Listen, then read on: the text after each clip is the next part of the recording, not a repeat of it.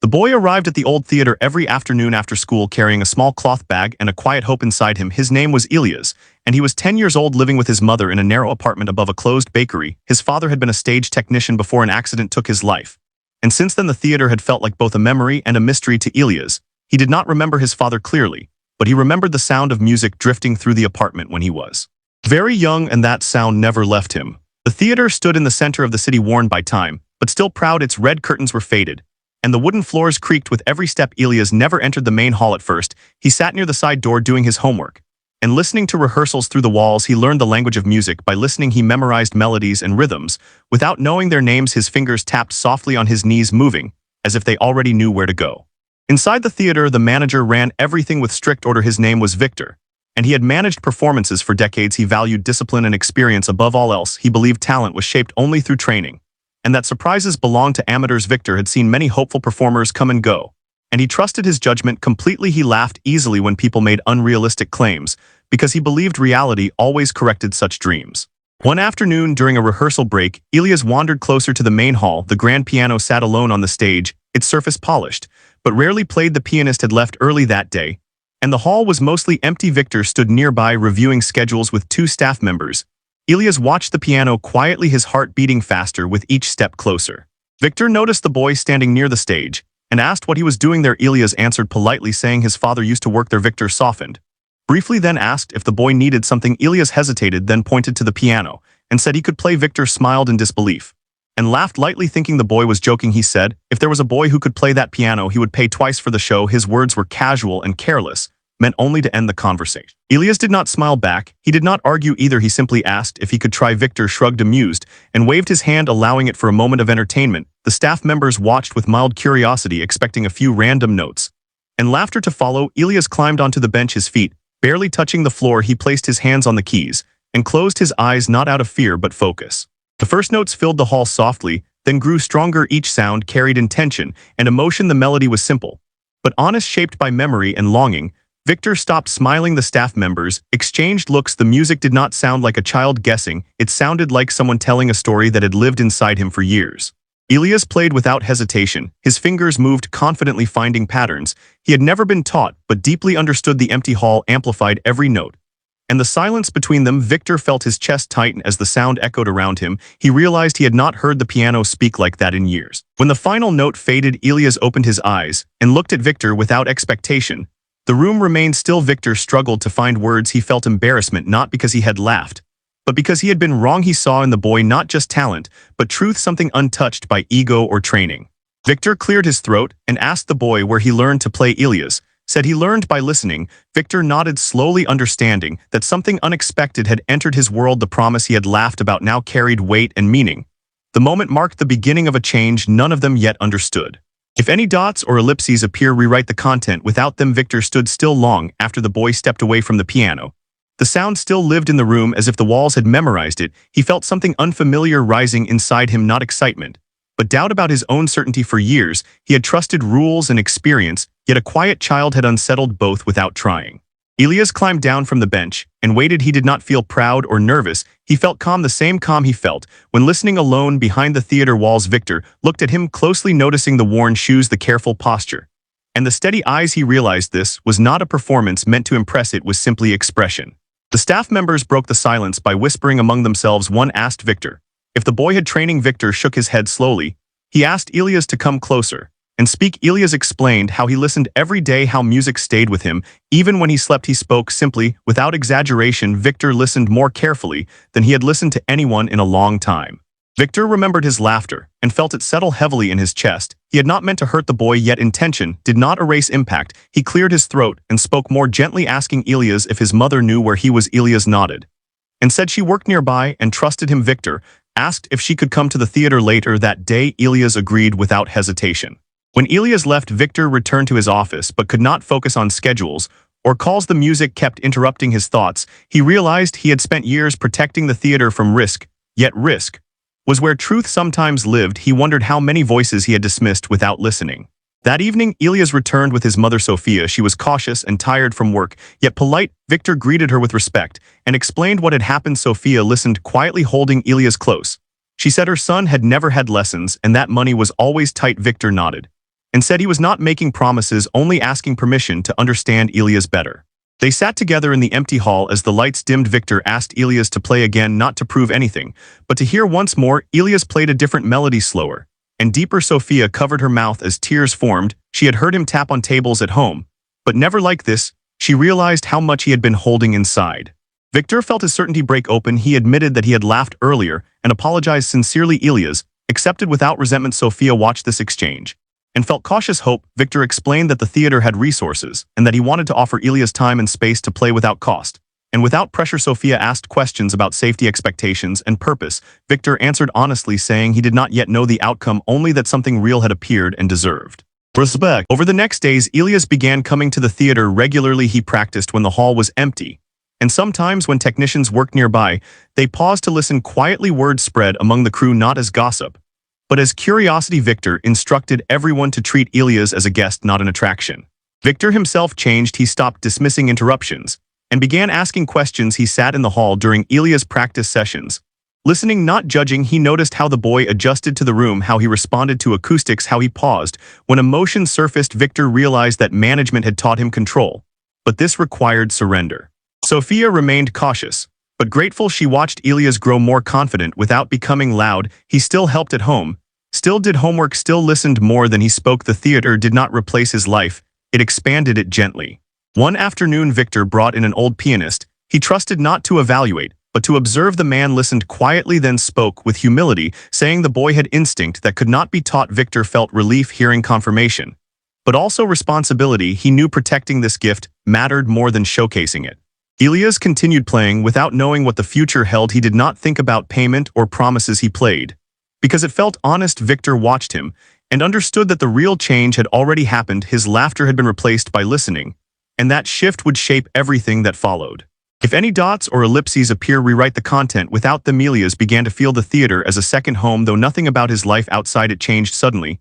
He still woke early, helped his mother, and walked the same streets. Yet when he entered the building, something inside him settled. The smell of wood and dust, the echo of footsteps, and the quiet hum of lights felt familiar and safe.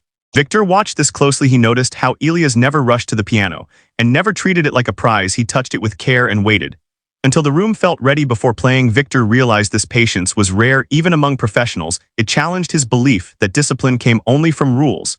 Sometimes it came from respect. As weeks passed, Victor made a decision to slow everything down. He refused offers from people who heard rumors and wanted to see the boy. He did not announce anything publicly. He believed that protection was now his responsibility, not because he owned the discovery, but because he had almost dismissed it once and would not make that mistake again. Sophia continued to observe quietly. She trusted Victor cautiously, but watched every interaction. Elias remained himself, calm, kind, and focused. She noticed that music did not pull him away from her, but closer. He talked more at dinner, sharing thoughts and asking questions. He listened to her stories about work and remembered details. She felt seen in ways she had not expected. Arranged for Elias to meet a retired music teacher named Henry, who had once performed on the same stage decades earlier. Henry was gentle and curious. He did not begin with instruction. He asked Elias to play anything he wanted. Elias chose a melody inspired by memories of his father and the sound of rain on the apartment roof. Henry listened without interruption. When the music ended, he smiled and said the boy already spoke the language fluently, and lessons would be about clarity, not correction. Elias began meeting Henry twice a week. Their sessions were quiet and thoughtful. Henry explained patterns and structure using simple words. He never rushed Elias and never raised his voice. Elias absorbed everything naturally. He asked thoughtful questions and tried ideas without fear of mistakes. Henry realized he was teaching someone who already understood listening at a deep level. Victor sat in on some sessions silently. He felt a shift within himself. He had spent years managing talent with expectations and outcomes. Now he was witnessing growth without pressure. He felt humbled and strangely lighter. His laughter had once been easy and careless. Now his silence carried intention. Word continued to spread among staff. Some shared stories of hearing Elias play late in the evening. Others spoke of how the music changed the mood of the building. Victor noticed morale improving. People stayed longer, not from obligation, but curiosity. The theater felt alive again, not through performances, but through presence. Elias did not notice the impact fully. He focused on sound and feeling. He began composing small pieces inspired by daily life, the rhythm of trains, his mother humming while cooking, the echo of footsteps in the hallway. Henry encouraged this and explained that composition was a way of understanding oneself. Elias liked that idea. He felt music becoming a mirror. One evening, Victor overheard Elias telling a janitor about a piece He was working on. He spoke with kindness and simplicity, explaining how each part represented a feeling. The janitor listened closely and thanked him, saying it made sense. Victor realized Elias communicated without hierarchy. He met people where they were, and that quality could not be taught. Sophia was invited to attend one of the sessions. She sat quietly in the back watching her son play with guidance and freedom. Tears came without warning. She realized that Elias had been carrying something beautiful alone for years, and now it was being honored. She thanked Henry and Victor without exaggeration. Her gratitude was quiet, but Victor reflected on his past. He remembered young performers he had dismissed for lacking polish. He wondered how many stories he had missed. He did not feel guilt, but responsibility. He began changing how he spoke to others, asking more, listening more, laughing less. He saw how one moment of humility could redirect a life, including his own. Elias faced small challenges as well. Some days he felt tired and unsure. Henry explained that growth included rest and doubt. Elias learned to pause without fear. He learned that silence was part of music and of life. This understanding steadied him. The theater continued its daily operations, but something underneath had shifted. Elias' presence reminded people why art existed, not to impress, but to connect. Victor understood that the promise he had laughed about was no longer about payment. It was about value and the price of ignoring it. As winter approached, Elias played one evening alone after everyone had left. The snow outside muted the city sounds. He played softly, letting notes drift into the empty seats. He felt content without audience or approval, just sound and breath and memory. The boy who had once listened from behind a door was now shaping space with intention. Victor stood unseen in the doorway listening. He felt no urge to interrupt or comment. He simply stood and listened, understanding finally that the most important role he could play was to make room and stay quiet. If any dots or ellipses appear, rewrite the content. Without them, Elias began to feel the theater as a second home, though nothing about his life outside it changed suddenly. He still woke early, helped his mother, and walked the same streets. Yet, when he entered the building, something inside him settled. The smell of wood and dust, the echo of footsteps, and the quiet hum of lights felt familiar and safe. Victor watched this closely. He noticed how Elias never rushed to the piano and never treated it like a prize. He touched it with care and waited until the room felt ready before playing. Victor realized this patience was rare even among professionals. It challenged his belief that discipline came only from rules.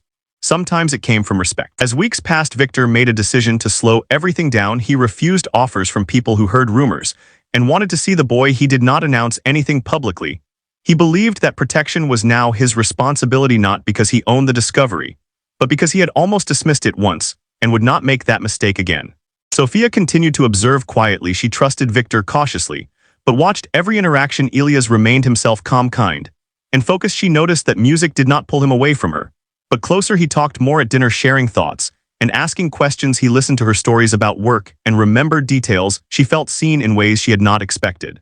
Arranged for Elias to meet a retired music teacher named Henry who had once performed on the same stage decades earlier. Henry was gentle and curious. He did not begin with instruction. He asked Elias to play anything he wanted. Elias chose a melody inspired by memories of his father and the sound of rain on the apartment roof. Henry listened without interruption. When the music ended, he smiled and said the boy already spoke the language fluently, and lessons would be about clarity, not correction. Elias began meeting Henry twice a week. Their sessions were quiet and thoughtful. Henry explained patterns and structure using simple words. He never rushed Elias and never raised his voice. Elias absorbed everything naturally. He asked thoughtful questions and tried ideas without fear of mistakes.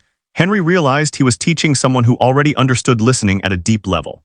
Victor sat in on some sessions silently. He felt a shift within himself. He had spent years managing talent with expectations and outcomes. Now he was witnessing growth without pressure. He felt humbled and strangely lighter. His laughter had once been easy and careless. Now his silence carried intention. Word continued to spread among staff. Some shared stories of hearing Elias play late in the evening. Others spoke of how the music changed the mood of the building. Victor noticed morale improving. People stayed longer, not from obligation, but curiosity. The theater felt alive again, not through performances, but through presence. Elias did not notice the impact fully. He focused on sound and feeling. He began composing small pieces inspired by daily life, the rhythm of trains, his mother humming while cooking, the echo of footsteps in the hallway. Henry encouraged this and explained that composition was a way of understanding oneself. Elias liked that idea. He felt music becoming a mirror. One evening, Victor overheard Elias telling a janitor about a piece he was working on. He spoke with kindness and simplicity, explaining how each part represented a feeling. The janitor listened closely and thanked him, saying it made sense. Victor realized Elias communicated without hierarchy. He met people where they were, and that quality could not be taught. Sophia was invited to attend one of the sessions. She sat quietly in the back watching her son play with guidance and freedom. Tears came without warning. She realized that Elias had been carrying something beautiful alone for years and now it was being honored. She thanked Henry and Victor without exaggeration. Her gratitude was quiet, but Victor reflected on his past. He remembered young performers he had dismissed for lacking polish. He wondered how many stories he had missed. He did not feel guilt, but responsibility. He began changing how he spoke to others, asking more, listening more, laughing less. He saw how one moment of humility could redirect a life, including his own. Elias faced small challenges as well. Some days he felt tired and unsure. Henry explained that growth included rest and doubt. Elias learned to pause without fear. He learned that silence was part of music and of life. This understanding steadied him. The theater continued its daily operations, but something underneath had shifted. Elias' presence reminded people why art existed, not to impress, but to connect. Victor understood that the promise he had laughed about was no longer about payment. It was about value and the price of ignoring it.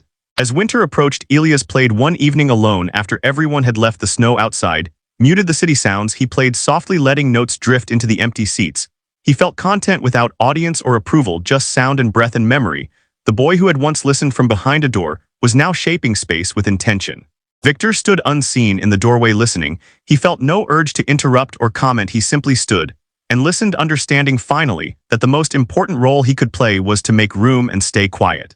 If any dots or ellipses appear, rewrite the content without them. Elias felt the weight of change. Even though nothing dramatic had been announced, the theater continued its normal schedule, and no posters carried his name, yet his presence had begun to shape the rhythm of the place. He arrived each afternoon with the same quiet respect, but now people greeted him with warmth, not curiosity. He answered kindly and kept his focus on the piano. Victor noticed that Elias had started listening more deeply to the space itself. He paused before playing and tested a single key, letting the sound travel and return. He adjusted his touch based on what the room gave back. Victor understood that this was not technique alone, it was awareness developing into intention. Henry introduced Elias to the idea of restraint. He explained that playing less could sometimes say more. Elias practiced holding back, allowing silence to carry meaning. This challenged him at first, because emotion came easily to his hands, yet he learned that choosing when not to play required strength. He began to feel the difference between impulse and purpose. Sophia observed these changes at home. Elias spoke more thoughtfully and asked about her day with genuine interest. He helped with chores without being reminded, and saved small moments to share music with her, tapping rhythms on the table or humming melodies. While cooking, she felt that music was not pulling him away, but weaving them closer together. Victor faced pressure from outside interests who sensed something special unfolding. He declined meetings and avoided explanations. He trusted his instinct to protect the process. He had learned that speed often damaged what patience could preserve. He chose discretion and accepted criticism calmly. One afternoon, a small group of students from a nearby school toured the theater. Elias watched from the side. As they explored the hall, their excitement reminded him of his own first days. Listening from behind doors, Victor asked if Elias would like to play something simple for them. Elias agreed without hesitation. He played gently and spoke briefly about listening to sound. The children sat still, absorbing the moment. Victor saw how naturally Elias connected without performing. After the group left, Elias returned to practice. Henry noticed that Elias was beginning to shape his own teaching style through example. Henry felt proud, not as an instructor, but as a witness to growth. He stepped back more often, allowing Elias to explore independently. Victor reflected on his earlier laughter and how different he felt now. He understood that laughter had been a shield against uncertainty. Listening had required courage.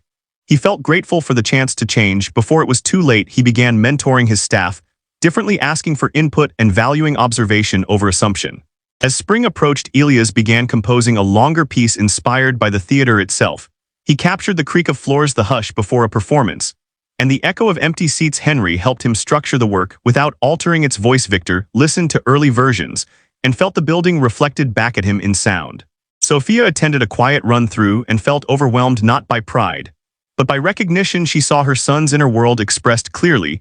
She thanked Victor for protecting that space. Victor responded that Elias had done the work himself. He simply made room. Elias faced moments of doubt, wondering if he deserved the attention. He spoke with Henry, who reminded him that doubt kept ego in check. Elias accepted this and continued playing with humility. He learned that confidence and humility could exist together. The theater prepared for a new season, and Victor considered whether to include Elias in a small internal showcase. He discussed it openly with Elias and Sophia. No pressure was placed. Elias agreed with the condition that it remain informal. Victor honored this fully. The night of the showcase arrived quietly. Staff members and a few invited guests gathered. Elias played his new composition with steady breath. The music filled the space naturally. When it ended, there was silence followed by gentle appreciation. Elias felt grounded, not elevated. He knew he was exactly where he needed to be. Victor stood at the back watching the faces of listeners. He realized that the promise he had once laughed about had transformed into something far more valuable, a reminder that listening could change outcomes, and that humility opened doors skill alone could not. As the evening closed, Elias helped fold chairs and thanked everyone personally. He left the theater with Sophia walking side by side under the streetlights. The city sounded different now, not louder or softer, just clearer. The journey continued without rush, guided by patience and respect, and the understanding that the most meaningful growth often happened quietly. If any dots or ellipses appear, rewrite the content without them. Rewrite the content without them.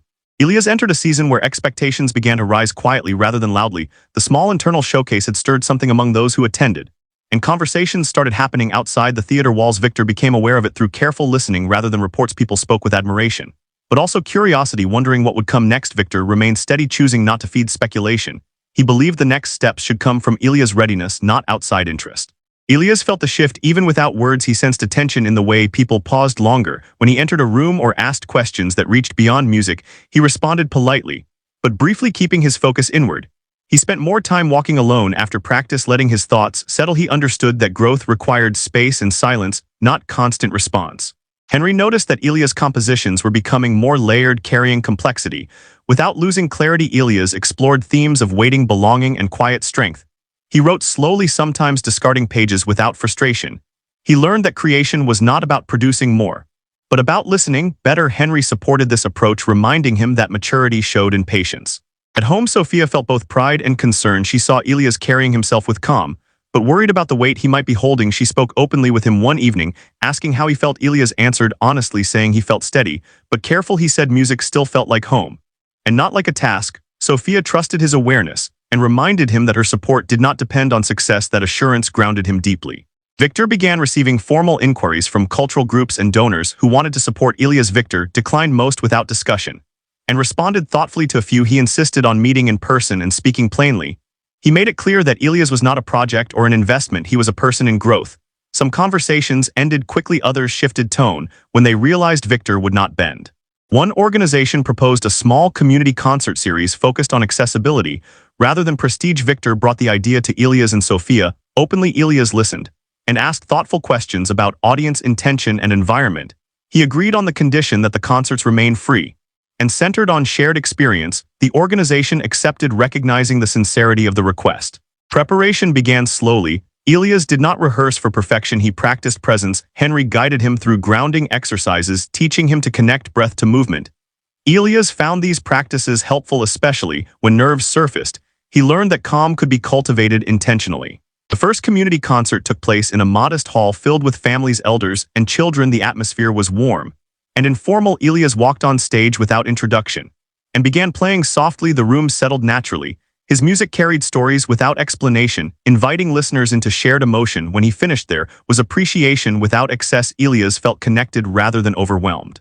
After the performance, people approached him with gratitude rather than praise. A woman spoke about remembering her childhood. A man said the music helped him slow down. Elias listened and thanked them simply. He understood that impact did not require explanation. It lived in how people felt afterward. As the series continued, Elias learned to manage energy. He rested more and practiced less. When needed, he declined invitations that felt rushed or misaligned. Victor supported these decisions fully and protected Elias from pressure. Sophia noticed that Elias remained balanced, helping at home, laughing easily, and sleeping well. She felt reassured that music was still serving him rather than consuming him. Challenges arose when a recording from one concert circulated online without permission. Elias felt unsettled, seeing comments and interpretations beyond his control. He spoke with Henry and Sophia and Victor. They helped him understand that sharing inevitably meant release, and that boundaries could be reinforced without fear. Elias chose to address it calmly, requesting removal and focusing on what he could control. His response strengthened his confidence. Elias continued composing, using the experience to deepen his work. He wrote a piece about being seen unexpectedly and learning to remain oneself. Henry helped him refine structure, while preserving honesty. Victor listened quietly, recognizing the emotional truth in the music. Victor himself changed further through this process. He began re-examining his career choices and leadership style. He reduced his schedule and spent more time mentoring younger staff. He emphasized listening and patience over authority. He understood now that true management involved creating space for others to grow authentically. Sophia adjusted her work schedule slightly to attend more performances. She watched Ilias interact with people respectfully and remain grounded. She realized that the journey was not pulling him away, but shaping him into someone steady and compassionate. She felt peace in that understanding. As the season ended, Ilias returned more often to the empty theater, playing late into the evening. He cherished those moments alone with sound and space. They reminded him why he began, and kept him centered. He understood that no matter how the world responded, his relationship with music remained personal and sacred. The promise once spoken in laughter had transformed into something deeper. It was no longer about payment or proving worth. It was about recognizing value, protecting growth, and honoring listening. Ilias stood at the center of this shift, not as a symbol, but as himself, moving forward with care, intention, and quiet confidence into whatever awaited next. Ilias moved forward into a period where his inner world expanded faster than his outer life. He still lived in the same apartment, still same streets, and still entered the theater through the same side door. Yet his understanding of himself and others deepened with each passing month. Music had become less about expression alone and more about responsibility to remain truthful. Henry noticed that Ilias was beginning to question purpose more often. He asked why some musicians lost themselves chasing recognition, and why others stopped creating altogether. Henry answered carefully, saying that losing listening often came before losing direction. Ilias took this seriously and began building small rituals to protect his attention. He started each practice session with silence and ended it the same way. At school, Ilias' presence changed how people treated him. Teachers trusted him with group projects, and younger students watched him closely. He never spoke about his music unless asked. And even then, he kept it simple. His calm way of listening made others feel heard, and that drew people toward him without effort. Ilias learned that influence did not require volume. Sophia watched her son grow more independent and thoughtful. She felt moments of fear, imagining the future pulling him away. Yet she also felt pride seeing his steady choices. They spoke openly about boundaries and rest and trust. Sophia reminded him that his worth did not depend on performance. Ilias carried those words with him deeply. Victor continued stepping back while remaining attentive. He had learned when to speak and when to remain silent. He trusted Ilias' instincts and supported decisions without steering them. He noticed how his own leadership had softened and strengthened at the same time. He valued patience now more than speed and listening more than control. An invitation arrived from a regional cultural exchange program, offering Ilias a short residency with young musicians from different backgrounds. The proposal focused on learning and collaboration rather than performance. Victor shared it with Ilias and Sophia without recommendation.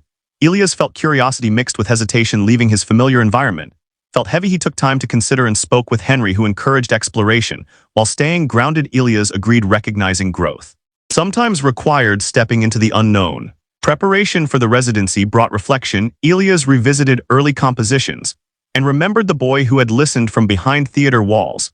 He felt compassion for that younger self and gratitude for the protection he had received. He promised himself to extend the same patience to others wherever he went. The residency introduced Ilias to musicians shaped by different cultures and experiences.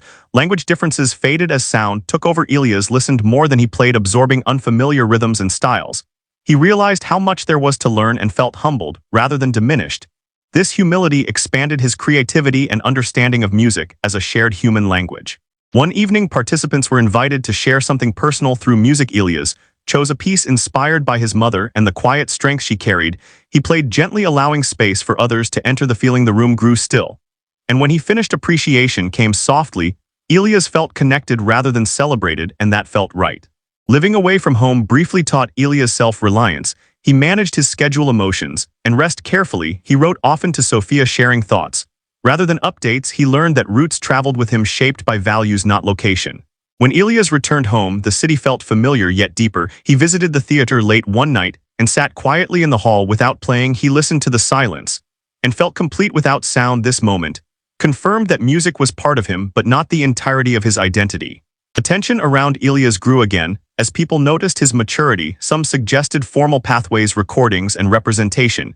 Ilias listened without urgency. He understood that readiness included emotional readiness, and timing mattered as much as opportunity.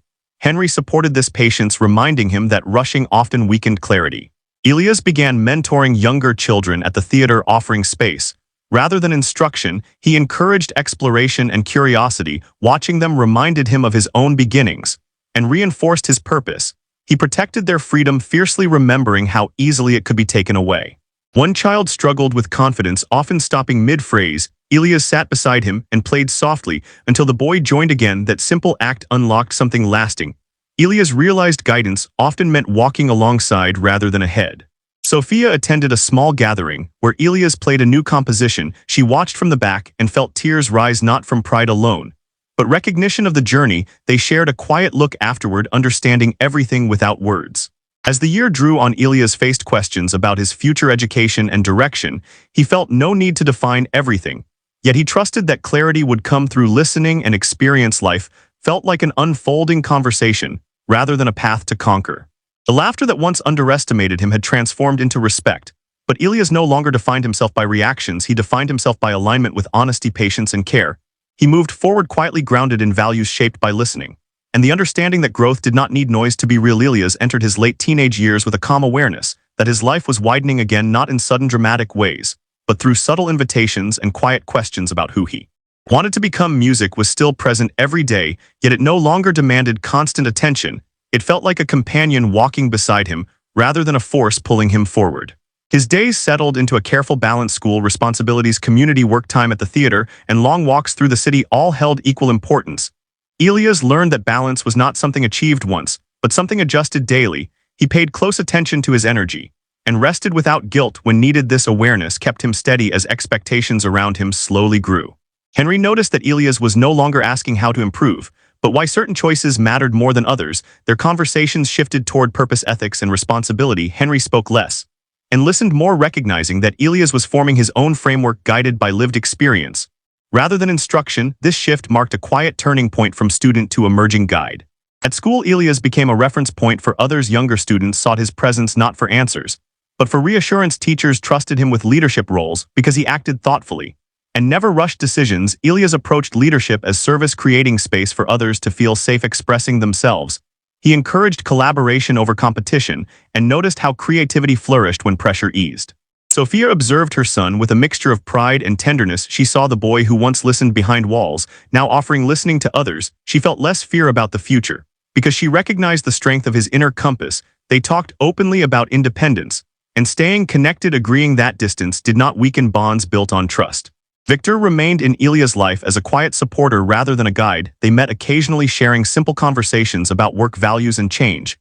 Victor admitted that Elias' influence had reshaped how he approached leadership and risk. He now measured success by integrity rather than outcome. Elias listened respectfully, understanding that growth flowed both ways. An opportunity arose for Elias to participate in a collaborative project, bringing music into public spaces, hospitals, shelters, and schools. The focus was on accessibility and presence rather than performance.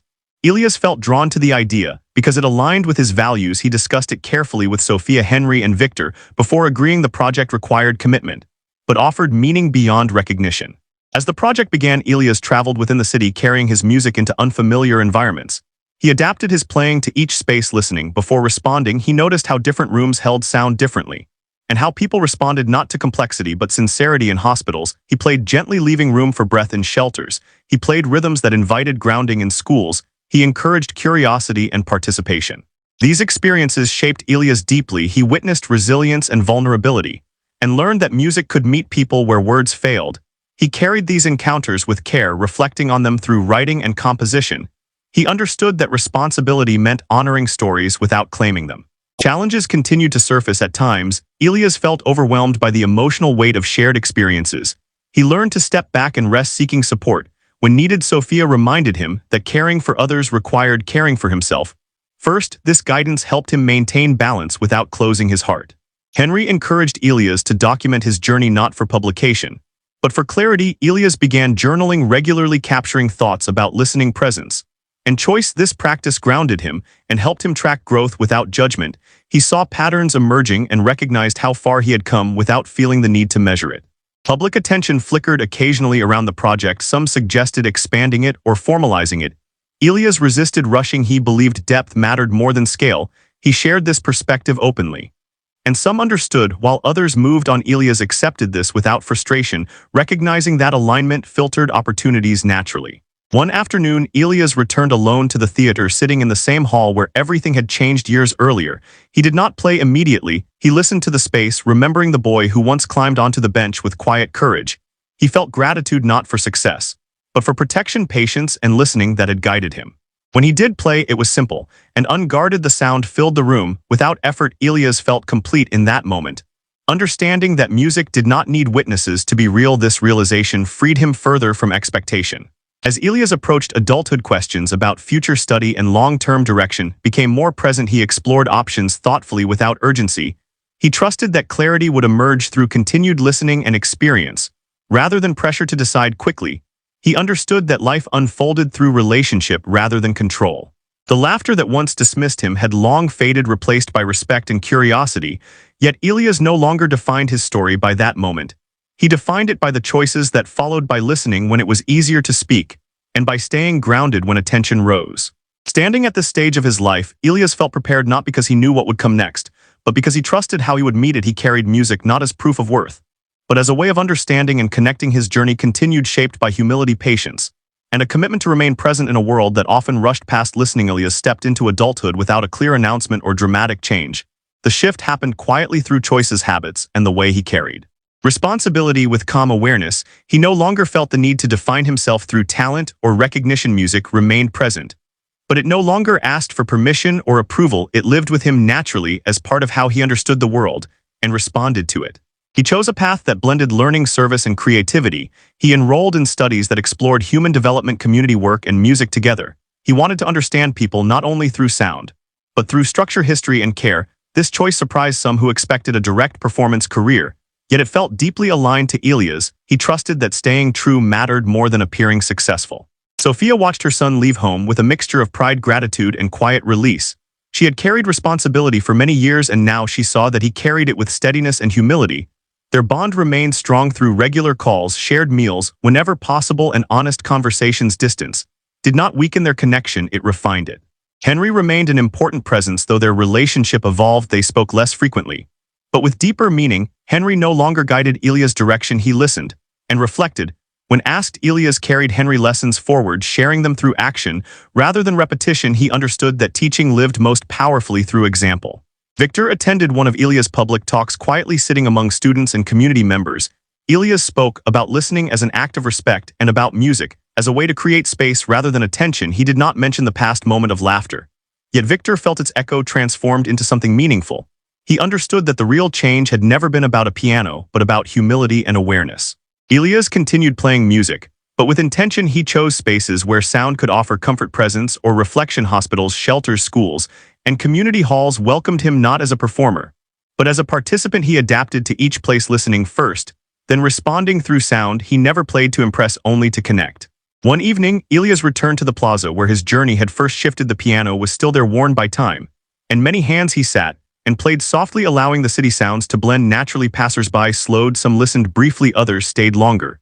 Elias did not look up often. He played, as if speaking quietly to the space itself. A child stood nearby, watching closely. After Elias finished, the child asked if learning piano was difficult. Elias smiled and said listening came first, and fingers followed. The child nodded thoughtfully and walked away. Elias felt the moment settle gently without needing more. Over time, Elias helped build programs that placed instruments in shared spaces, paired with mentors who listened before teaching. These programs grew slowly through trust rather than promotion. Elias never placed himself at the center. He believed leadership meant stepping back once conditions were right. Life brought challenges, doubt, fatigue, and moments of frustration. Elias met them with the same approach that had guided him since childhood. He paused, reflected, and listened. He rested when needed and sought support without shame. He understood that sustainability mattered more than endurance. Sophia attended a small gathering where Elias played one of his later compositions. The music carried depth, shaped by years of listening, experience, and care. When the final sound faded, she closed her eyes and breathed, recognizing their shared journey. Elias met her gaze, and they shared a quiet understanding without words. Years passed, and Elias became known not for a single moment or talent, but for presence. People described him as someone who made space for others to be heard. He accepted this gently, without attaching identity to it. He knew that labels changed, but values endure. When asked about the manager who once laughed, Elias spoke kindly, saying that laughter opened a door, and listening kept it open. He did not assign blame or praise. He understood that moments were shaped by response, rather than intention alone. As evening settled, Elias walked through the city, listening to familiar rhythms. He felt no urgency to prove anything. He carried music not as armor or spotlight, but as a companion shaped by patience, humility, and care. The story did not end with applause or triumph. It continued through everyday choices rooted in listening and integrity. The unthinkable moment had not been the music itself, but the commitment that followed to remain human, attentive, and grounded in a world that often rushed past understanding. And in that commitment, Elias found meaning that endured beyond sound, beyond silence, and beyond expectation.